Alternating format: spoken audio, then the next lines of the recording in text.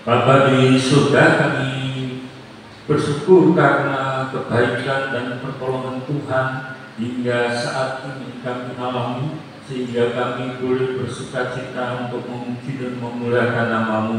Kiranya Tuhan sendiri yang hadir tengah-tengah kami dan memberkati ibadah kami dari awal hingga akhirnya, supaya nama Tuhan saja ditinggikan dan dipermuliakan. Kami juga berdoa untuk jemaat-Mu di gereja maupun jemaat-Mu yang menjangkau kami di sosmed. Tuhan juga memberkati supaya kami boleh bersama-sama untuk memuliakan nama Tuhan. Kami tolak, kami patahkan kuasa-kuasa kegelapan yang mencoba mengganggu jemaat-Mu, mengganggu kedamaian kami, mengganggu semangat kami. Dalam nama Tuhan Yesus Kristus yang hidup, ya kuasa-Mu sendiri yang mengurangi kami. Terpujilah nama-Mu ya Tuhan. Kami serahkan ibadah kami saat ini hanya di dalam nama Allah Bapa, Allah Anak, dan Allah Roh Kudus. Haleluya. Amin.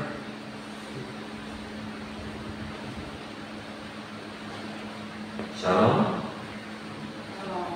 Baik Bapak Ibu yang kasih Tuhan, kita akan memuji Tuhan. Kita akan bersemangat bagi Tuhan. Kita akan nyanyikan lagu pujian. Kita bertemu lagi untuk puji Tuhan. Ayo dan Bapak Ibu jemaat untuk bagi berdiri.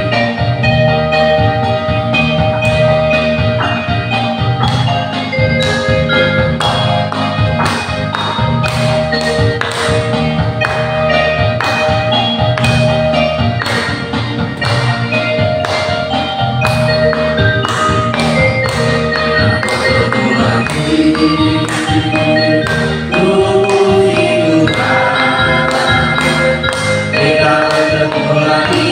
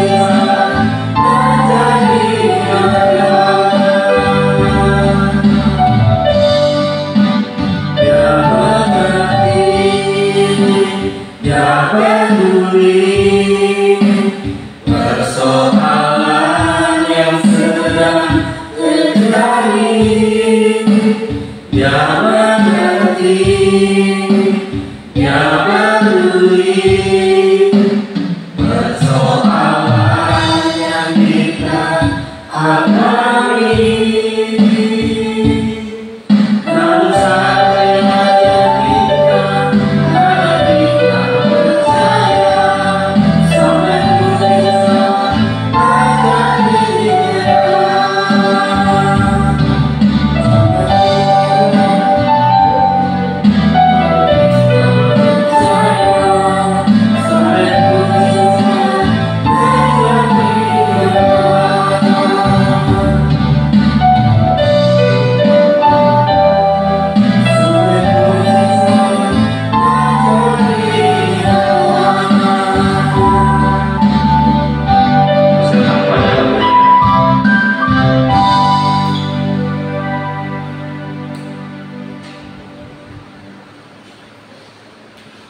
Bapa di surga, kami siap untuk mendengarkan firman-Mu. Kiranya firman-Mu ini boleh menetap dalam pikiran dan hati kami, sehingga setiap langkah hidup kami selalu berdasarkan kebenaran firman-Mu. Terima kasih ya Bapa, Tuhan memberkati persiapan dan hamba-Mu yang tidak sempurna. Tuhan jadikan sempurna adanya supaya nama Tuhan saja ditinggikan dan dipermuliakan. Dalam nama Yesus Kristus yang hidup, kami sudah berdoa dan mengucapkan syukur. Haleluya. Amin. Shalom. Puji Tuhan, saudara, kita akan melanjutkan firman Tuhan di dalam Injil Yohanes yang pertama, ayatnya ayat 6 sampai dengan ayat 15. Nanti kita akan baca semua. Dan sekarang kita akan baca ayat yang ke-6 sampai dengan ayat ke-8. Injil Yohanes pasal 1 ayat 6 sampai ayat 15. Tapi kita akan baca dulu ayat 6 sampai ayat 8. 1, 2, 3. Datanglah seorang yang diutus Allah, namanya Yohanes. Ia datang sebagai saksi untuk memberi kesaksian tentang terang itu, supaya oleh dia semua orang menjadi percaya. Ia bukan terang itu, tetapi ia harus memberi kesaksian tentang terang itu. Berbahagialah orang yang mendengarkan firman Tuhan dan melakukannya. Saudaraku sekalian, dalam firman Tuhan ini dikatakan bahwa kedatangan terang itu sudah ada dalam dunia ini. Yang pertama dibicarakan di sana adalah datanglah seorang yang bernama Yohanes. Dan Pak Yohanes ini merupakan jalan atau permulaan jalan untuk dapat menuju kepada terang yang disebutkan dalam firman Tuhan ini. Nah, tapi Yohanes ini bukanlah terang itu, tetapi dia hanya memberikan kesaksian tentang terang itu. Dan terang itu sudah ada di dalam dunia, dan pada saat itu sudah ada di depan mata dari Yohanes. Nah, saudaraku sekalian, yang di sini seringkali kita bisa menggambarkan bahwa terang yang sudah hadir dalam dunia ini itu diumpamakan sebagai matahari yang selalu memberikan terang. Ya, dia tidak pernah henti-hentinya, setiap hari dia rutin terbitnya di timur dan kemudian memberikan panas dan memberikan kehidupan bagi manusia, kecuali nanti ada dalam firman Tuhan itu matahari akan berubah terbitnya dari barat. ya itu orang bilang bahwa itu sudah kiamat. Nah, saudaraku sekalian, dalam kehidupan Yohanes ini pilihan Tuhan yang luar biasa. ketika dia masih di dalam kandungan yang kandungan ibunya Elizabeth, dan kemudian ketika Maria datang untuk menemui Elizabeth dan tinggal beberapa bulan di rumahnya Elizabeth itu, dalam kandungan itu Yohanes dikatakan oleh Firman Tuhan melonjak kegirangan. Jadi sudah ada di dalam kandungan ibunya ketika Maria itu menyapa Elizabeth, kandungan Elizabeth itu adalah Yohanes ini sudah melonjak, tidak hanya melonjak. Itu kalau dulu saya ingat itu namanya metal, itu kalau pagi-pagi dia berteriak, aduh ini. Saya suruh pegang. Nah, pegang itu ternyata tangannya itu yang menyikut. Ya, ini tangannya Michael. Jadi Michael masih bayi itu sudah bergerak dan ada tonjolan itu kan namanya Michael, dan kemudian saya pegang. Oh iya ini. Jadi rupanya seperti itu ya. Dan saudara, ketika dalam kandungan sudah dipilih oleh Tuhan untuk membuka jalan bagi Yesus Kristus datang ke dunia ini. Saya pernah diceritain teman saya yang dari Batak, dari kampung. Itu kalau di kampung itu kan ada pasar ya, pasar yang ramai, dan kemudian tahu pendeta datang. Ketika pendeta datang ke pasar itu, semua orang disuruh minggir.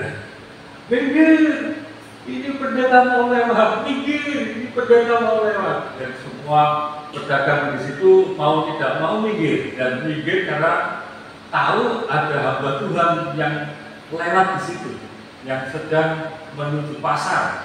Wah, saya bilang, hebat ya. Ada pendeta ke pasar aja diteriakin orang semua supaya semua orang kasih jalan. Dan itu terjadi di kampung, di Medan, tapi saya tidak tahu kampung yang mana, karena teman saya yang cerita. Oh begitu ya, wah kalau di kampung saya ada pendeta malah orang pada jukir. Ada pendeta, siapa tuh yang datang? Pendeta, wah kayak gitu ya.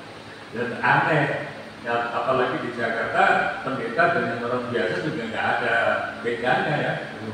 Itu pendeta mau ke pasar, mau apa? Ya ada beda, di desa ada bedanya jelas. Dan ini luar biasa. Dan ini yang pekerjaan yang diberikan oleh Yohanes itu membuka jalan. Dan peristiwa ini menjadikan saksi yang hidup bahwa terang itu sudah ada. Mengapa disebutkan bukan Yesus pertama kali, tetapi dikatakan terang? Karena pada waktu itu memang posisi zaman kuno nggak ada terang, ya adanya itu kan siang. Kalau malam ya namanya lampu itu kaki dia, seperti di sepatu itu ada lampunya. Makanya firman Tuhan mengatakan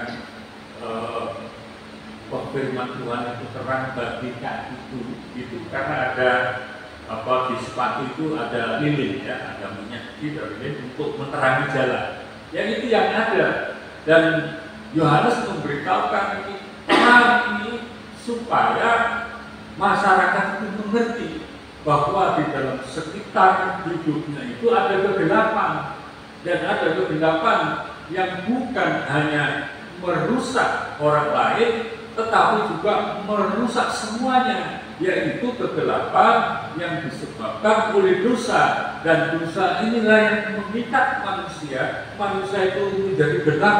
Gelap apa? Tidak bisa melihat Allah, tidak bisa melihat kemuliaan Allah. Dan itulah sebabnya ketika Yohanes datang di sana memberi kesaksian tentang terang itu. Dan Yohanes dibilang bahwa ada orang yang berteriak-teriak di padang belantara.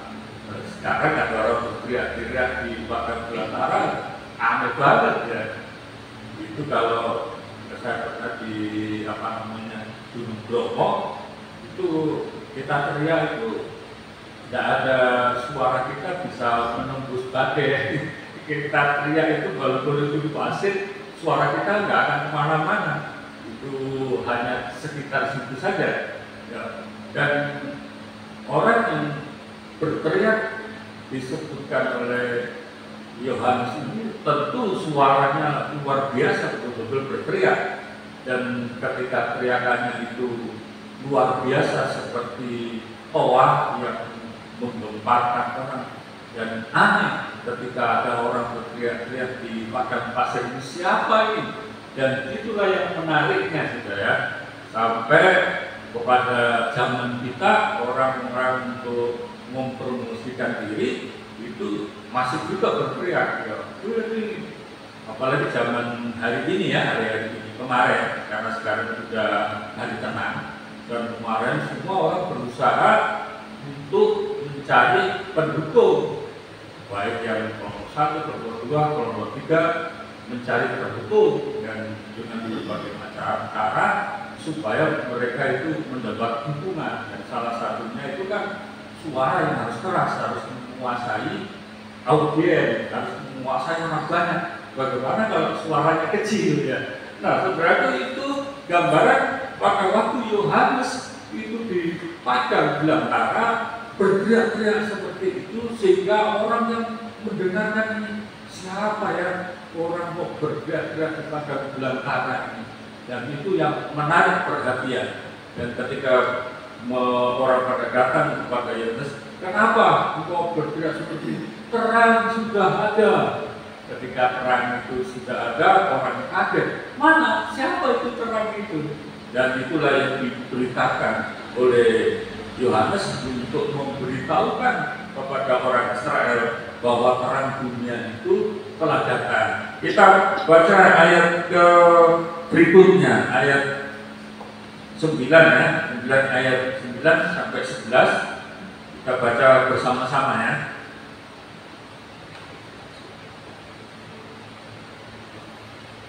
Ya, ayat 9.